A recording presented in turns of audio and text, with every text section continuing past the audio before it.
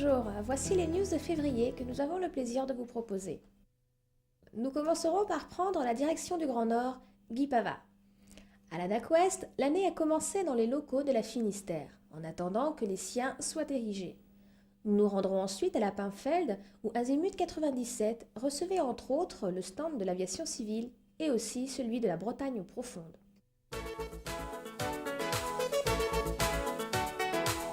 Christian Assailly, directeur de l'aviation civile Ouest, a présenté ses vœux et ceux de son administration le jeudi 16 janvier. Je voudrais d'abord vous remercier d'être venus tous ici pour ces vœux. La cérémonie s'est tenue dans le hangar de la Finistère, car la DAC Ouest ne dispose pas de locaux dignes de recevoir des invités pour ce genre de manifestation.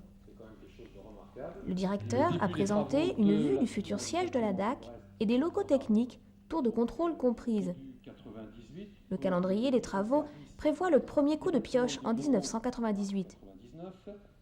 Et une mise en service de la tour un an plus tard, puisqu'il faut à peu près un an pour équiper une tour en équipement technique. Pour tout dire, ce ne sera pas un luxe, car le personnel de la DAC est actuellement obligé de travailler dans des bâtiments provisoires.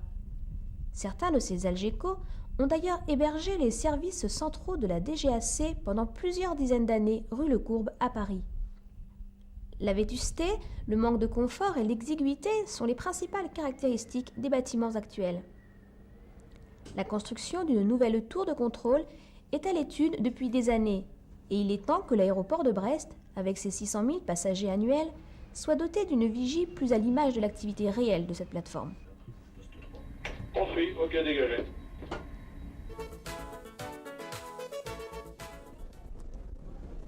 Foule comme tous les ans à la Pimfeld pour l'opération Azimut 97. La DGAC y était amplement représentée puisque notre stand était tenu conjointement par du personnel du CRNA et un chargé de communication de l'ENAC. Il y a à peu près 500 personnes, 400 personnes. Mais toi, tu as toutes tes chances, tu as tous les... Le public qu'on touche aujourd'hui diffère dans la mesure où il est beaucoup plus jeune que celui qu'on rencontre habituellement. Aujourd'hui, on touche beaucoup plus de seconde à terminale, alors que d'habitude, c'est plutôt les classes prépa qu'on vise. Par contre, c'est des jeunes qui sont pour la plupart très motivés par l'aéronautique et qui ont des questions quand même assez pointues. Avec quand même une minorité de gens qui savent pas quoi faire et qui ont des questions très générales. Il y a quand même une bonne proportion de gens qui savent, qui viennent avec nous, qui ont fait. Voilà, qui ont déjà entendu parler des métiers de contrôleur aérien ou d'ingénieur, qui connaissent moins celui d'électronicien et moins les métiers de technicien, qui sont quand même assez variés. Est-ce qu'il y a encore de demandes pour pilote de ligne? Il y a pas mal de jeunes qui souhaitent faire pilote de ligne, parce que c'est le métier qui fait quand même rêver la plupart des jeunes. Tu repars déçu là? Très déçus. Azimut 97 s'est étalé sur 3 jours avec la présence insolite d'une star involontaire, une superbe truie gestante, comme on dit, venue vanter les mérites des métiers agroalimentaires. Il paraît qu'on manque de candidats dans ce domaine. Avis à vos enfants à la recherche d'une vocation.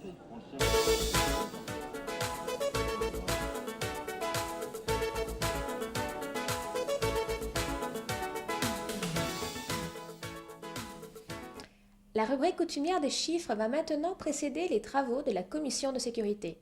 Cette commission se réunit tous les mois et a la tâche délicate d'analyser certains aspects du fonctionnement de la salle de contrôle. Depuis bien des années, les ondes qui circulent entre le cosmos et nous se font parfois des crocs en jambes. Nous allons évoquer ce fouillis. Enfin, la centrale électrique va être profondément refondue.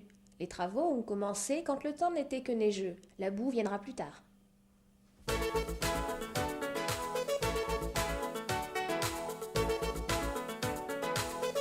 Début de l'année en fanfare du trafic évolutif. 27% d'augmentation par rapport à 96. Ceci se traduit par une hausse de 10% du trafic FIR, alors que le trafic planifié en FIR est en chute de 8%. L'influence de l'augmentation des évolutifs se manifeste aussi en UIR, avec une hausse de 10,25%, alors que les survols UIR ne croissent que de 5,8%. Bilan des premières semaines de 97, près de 7% d'augmentation du trafic total.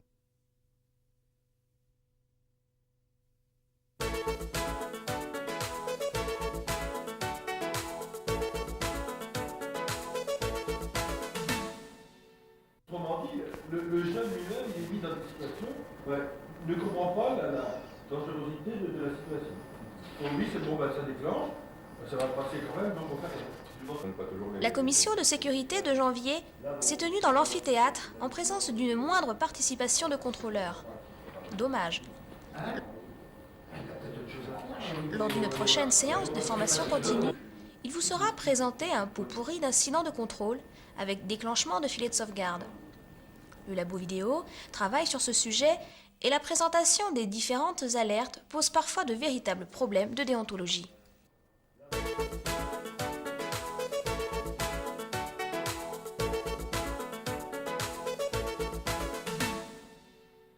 Lassés de se faire brouiller l'écoute par des utilisateurs de matériel téléphonique non homologué, les services compétents du CRNA Ouest ont fait remonter les plaintes jusqu'à l'agence des fréquences, laquelle dépend directement du Premier ministre. Cette agence a demandé à la DNA d'organiser une grande réunion entre tous les organismes pouvant prêter leur concours à la mise au pas des récalcitrants. Le CRNA Ouest a été le siège de cette réunion à la mi-janvier, regroupant par exemple le ministère de l'Intérieur, l'armée de l'air, la marine, les télécommunications, la gendarmerie, les transports aériens, etc. Et bien que par discrétion nous ne souhaitions pas expliciter les mesures prises, nous pouvons vous faire savoir que nos brouilleurs habituels ont du souci à se faire pour la conservation de leur matériel. Nous vous tiendrons au courant de la suite des opérations.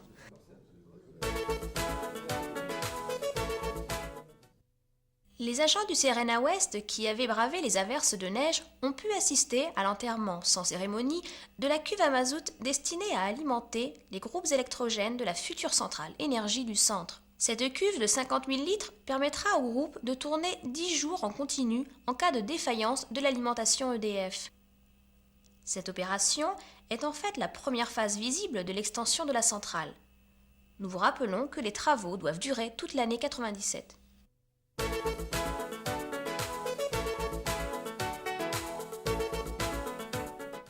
Monopulse sur l'éternité des montagnes noires. Des études parisiennes font porter le choix d'implantation de la future antenne en la commune de Saint-Goazec, non loin de la pureté de ses sources. L'équipe vidéo du CRNA Ouest s'est fixée comme mission d'initialiser cette remarquable réalisation. Bon voyage et à bientôt. Prochaine édition de vos West News le lundi 10 mars. Salut! Venus ici par Castelnay-Arfaouk, Châteauneuf-du-Fou, jusqu'à Saint-Goazec. Maintenant, nous allons repartir, direction Laz. Ensuite, par ici, Croise-Janus, Faute-en-Navel et Castel-Ruffel. Et puis on va prospecter, on verra bien. Nous terminerons donc par une petite excursion hivernale vers la Montagne Noire, près du château de Trévarez et de la célèbre source Isabelle. C'est dans ce site que certaines instances décidantes de la DGAC ont choisi de planter le futur radar monopulse de Bretagne. Si on regarde une carte, on se demande bien quel est l'intérêt opérationnel d'un tel choix. Puisque l'on gagnera en portée vers le sud, on le perdra vers l'ouest. Par ailleurs, le radome actuel du CRNA pourrait très bien recevoir la nouvelle antenne. Et vous avez connaissance de La propriétaire du plus proche bistrot du lieu a elle aussi des arguments sur la question, mais ce ne sont pas les mêmes. Monsieur, là, il y a un qui vient un jour me dire, un dimanche, vous avez de la chance ici, madame. Je dis oui, tant qu'on me laissera à l'âge que j'ai maintenant. Il me dit non, mais on va faire un radar. Oui. Un radar, je dis alors, il n'y a plus d'espoir pour rien d'autre. Mais je pense aux jeunes, moi, il y a tellement de monde qui cherche du travail maintenant. Avec le radar, il n'y aura pas, hein. Il y aura quelques ingénieurs pendant qu'ils monteront, pas après. Ah non, après il n'y aura plus personne. Ben, ça, on le sait bien. Il y a encore eu 3 là. 1, 2 sûrement devaient travailler pour le radar, là, parce qu'ils savaient beaucoup de choses. Ah oui. Je dis, mais ça fera rien du tout. Il me dit, mais du travail pour 3 ans. Mais je dis, est-ce que vous allez descendre chez moi si vous êtes au radar, là? C'est rien du tout. Tandis que s'il y a eu des camions dans cette carrière, j'ai vu 32 camions, plus les particuliers. Quand on faisait est-ce qu'on met sur les routes, là? Enrobé. L'enrobé. 32 camions en permanence. Ça faisait du peuple, hein. Alors Châteauneuf, Saint-Goisec, Roudoilec, Gourin, tout ça bénéficiait de ça. Question de restauration et d'hôtel même pour certains. Quoi qu'il en soit, nous vous invitons à gravir avec nous le chemin qui mène au sommet de Castelruffec, qui permet d'ailleurs de découvrir une allée couverte préhistorique, vestige probable d'un cairn dont les pierres ont été utilisées et éparpillées au fil des siècles.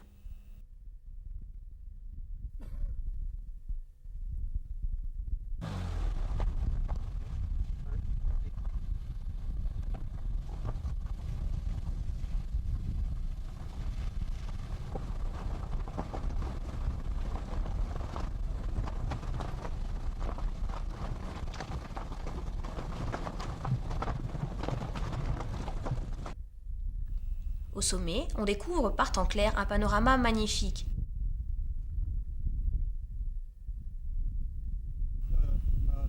Et tant que nous y étions, nous avons profité pour poser la première pierre de l'ouvrage et planter le fier étendard de la DGAC.